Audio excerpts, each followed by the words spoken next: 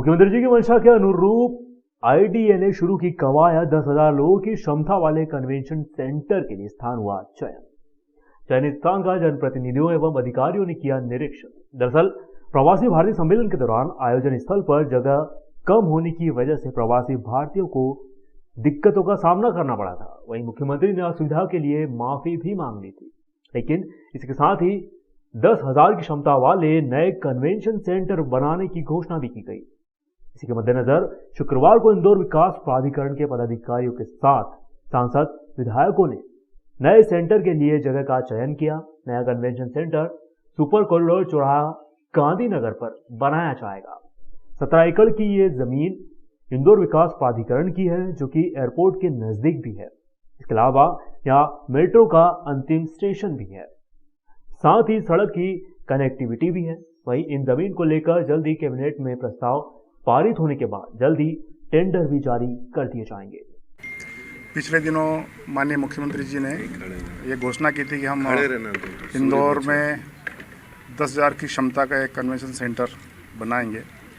उसी दिन से, और ये जिम्मेदारी इंदौर विकास प्राधिकरण को उन्होंने दी थी, उसी दिन से हमारे इंदौर विकास प्राधिकरण के अधिकारी ये स्थान देख रहे थे कि कहाँ ये उपयुक्त स्थान हो सकता है। तो सुपर कॉरिडोर पर सबसे उपयुक्त हम समझ रहे थे। उसमें भी हमने 6 स्थान देखे थे। उसी में हमारे सारे जनप्रतिनिधि, माननीय सांसद जी, माननीय महापौर जी, संगठन के हमारे मुखिया, नगर अध्यक्ष, जो सारे हमारे जनप्रतिनिधिगण, उनके साथ बैठ करके ये तय किया कि सुपर कॉरिडोर में भी जो 6 स्थान हैं उनमें से कौन सा उपयुक्त स्थान हो सकता है। आज पूरे क्षेत्र में देख करके और सब लोगों की सहमति बनी है कि जिस स्थान पर हम यहाँ बैठे हैं इसमें से वो सबसे उपयुक्त है, क्योंकि यहाँ एयर कनेक्टिविटी बहुत नज़दीक है। यहाँ जो मेट्रो है उसका भी यहाँ पर स्टेशन है, और सड़क मार्ग भी इधर दोनों पूरे इधर सीधा ये बाईपास पे जुड़ता है, इधर धार और गुजरात को जोड़ता है। तो सबसे उपयुक्त स्थान जहाँ हम बैठे हैं इसी स्थान को माना है, और इसलिए लगभग इस स्थान के बारे में विचार हुआ है कि माननीय मुख्यमंत्री जी की घोषणा के पालन में और इस स्थान पे कन्वेंशन सेंटर बने।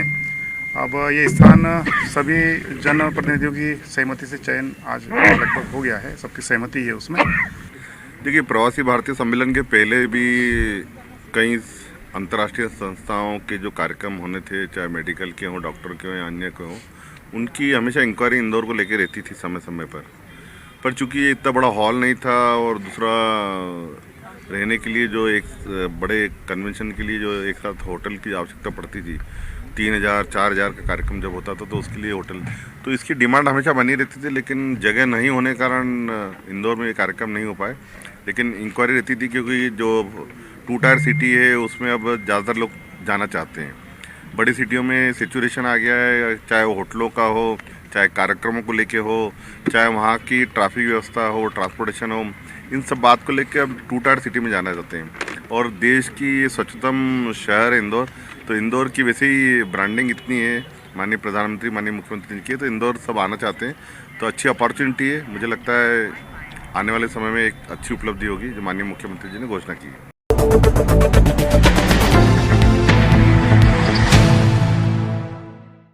इंदौर में कल आयोजित होगा धन्यवाद इंदौर कार्यक्रम। मुख्यमंत्री शिवराज सिंह चौहान भी कार्यक्रम में शामिल होंगे। प्रवासी भारतीय सम्मेलन में उत्कृष्ट कार्य करने वाले होंगे सम्मानित। वहीं इस कार्यक्रम को लेकर महापौर पुष्यमित्र भार्गव का कहना है कि इंदौर में आयोजित हुए प्रवासी भारतीय सम्मेलन में महत्वपूर्ण जिम्मेदारी निभाने वाले जनप्रतिनिधियों, विभिन्न संस्थाओं, अफसरों व कर्मचारियों आदि के सम्मानित करने की बात मुख्यमंत्री के समक्ष रखी गई थी, पर उन्होंने स्वीकृति प्रदान कर दी है।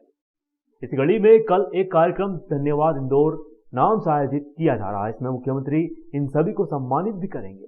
इसके साथ ही मुख्यमंत्री के द्वारा एक प्रमाण पत्र भी इन सभी सहयोगियों को दिया जाएगा, जिन्होंने प्रवासी भारतीय सम्मेलन के दौरान महत्वपूर्ण भूमिका निभाई है।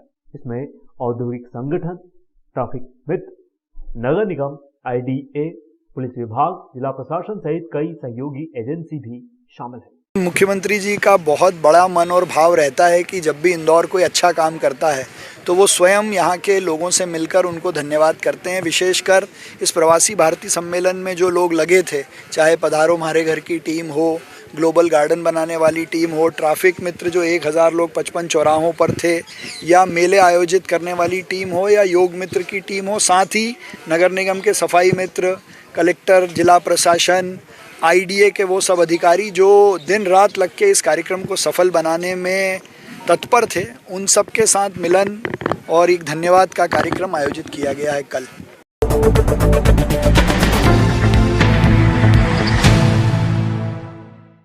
प्रदेश के सबसे बड़े शासकीय अस्पताल पहुंचे महापौर पुष्पमित्र भार्गव। महापौर ने किया MY अस्पताल के आसपास के क्षेत्र का निरीक्षण के दौरान अस्पताल परिसर में सड़क सहित अन्य व्यवस्थाओं को लेकर अधीक्षक से चर्चाएं भी की।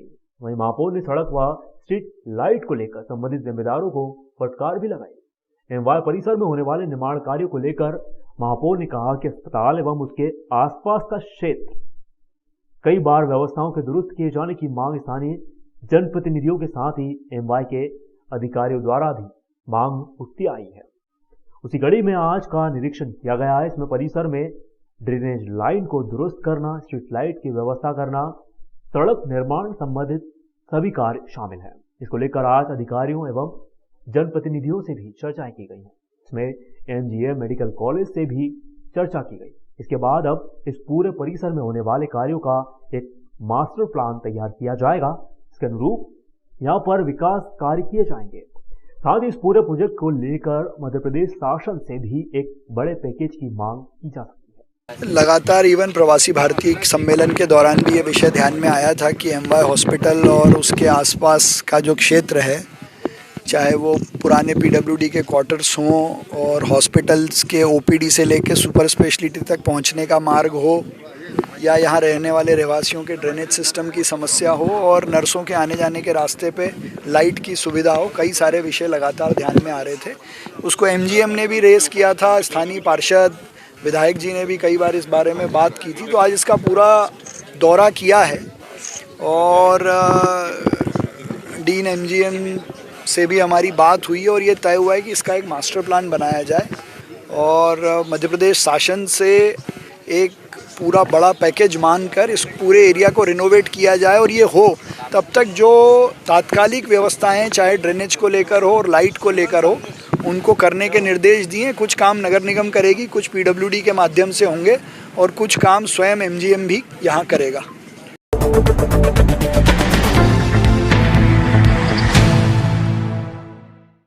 इंदौर नगर निगम आयुक्त ने IT पार्क से तेजाजी नगर तक निर्माणाधीन रोड का निरीक्षण किया। यातायात बाधित ना हो इस हेतु IT चौराहे के पास दोनों ओर के रैंप चालू करने के लिए निर्देश दिए। दरअसल मरकुआ चौराहे से तेजाजी नगर अंडरपास ब्रिज तक निगम के द्वारा 52 करोड़ रुपए से अधिक की लागत से 6.5 किलोमीटर लंबी सड़क का निर्माण किया जा रहा है। इसमें बन जाने के बाद स्थानीय रहवासियों के साथ ही राहगीरों को भी आवाजाही में काफी सहजता होगी। आज इसी सड़क के निर्माण कार्य का निरीक्षण करने पहुंची निगम आयुक्त ने शेष कार्य को पूर्ण करने के भी संबंधित अधिकारियों को निर्देश दिए। इसके साथ ही आयुक्त द्वारा IT पार्क चौराहे से तेजाजी नगर चौराहे तक निर्माणाधीन सड़क किनारे ठेले व दुकानों को हॉकर्स जोन का निर्माण कर शिफ्ट करने के संबंध में भी जोनल अधिकारी को निर्देशित किया है। अपना भंवरकुआं से तेजाजी नगर तक का जो रोड है बहुत महत्वपूर्ण रोड है और बहुत ज़्यादा ट्रैफिक उस रोड पे रहता है। तो लगातार चलते हुए ट्रैफिक पर इस रोड का निर्माण हुआ है।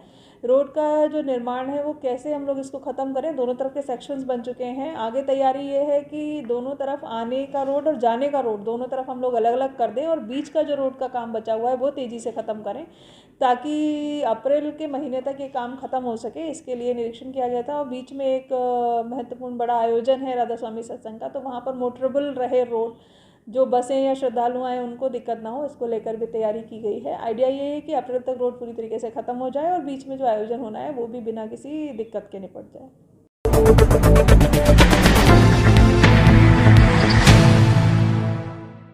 जवार मार्ग को हाथीपाला से जोड़ने वाले ब्रिज का काम हुआ शुरू। निगम ने रखी है 6 माह में ब्रिज निर्माण पूरा करने की समय सीमा। 5 करोड़ रुपए की लागत से 20 फीट ब्रिज को बनाया जाएगा 60 फीट चौड़ा। दरअसल यह पुल करीब 60 से 70 साल पुराना था। साथ ही यह पुल बारिश में डूब भी जाता था। इस वजह से मौजूदा पुल के स्थान पर बनने वाले नए पुल की ऊंचाई 15 फीट रखी जाएगी। वही पुल निर्माण कार्य 6 महीने में पूरा होगा, ताकि बारिश से पहले इस पुल का निर्माण कार्य पूर्ण होने से इस क्षेत्र के लोगों को नए पुल की सौगात मिल सके। इसके साथ ही 4 लेन पुल बनने से वाहनों के लिए यहां पर आवाजाही का मार्ग सुगम हो जाएगा। निगम आयुक्त प्रतिभा पाल ने बताया कि नगर निगम का प्रयास है कि जल्द से जल्द इस पुल का काम पूरा कर जवार मार्ग से जूनी इंदौर तक के आवागमन को सुलभ किया जा सके। हाथीवाला ब्रिज का जो निर्माण है, इसके चौड़ीकरण का काम ब्रिज सेक्शन ने काम हाथ में लिया है। बहुत इंपॉर्टेंट ब्रिज है मध्य क्षेत्र का। बहुत सारा लोडिंग अनलोडिंग, बहुत सारा ट्रैफिक उधर से सर्कुलेट होता है, तो ये ज़रूरी था कि इस ब्रिज का आप चौड़ीकरण हम लोग करें। मॉनसून से पहले इस काम को ख़त्म करने की योजना बनाई गई है। काम तेज़ी से होगा, इसके लिए पूरी तैयारियां शुरू कर ली गई हैं। मौके पर भी काम शुरू हो गया है।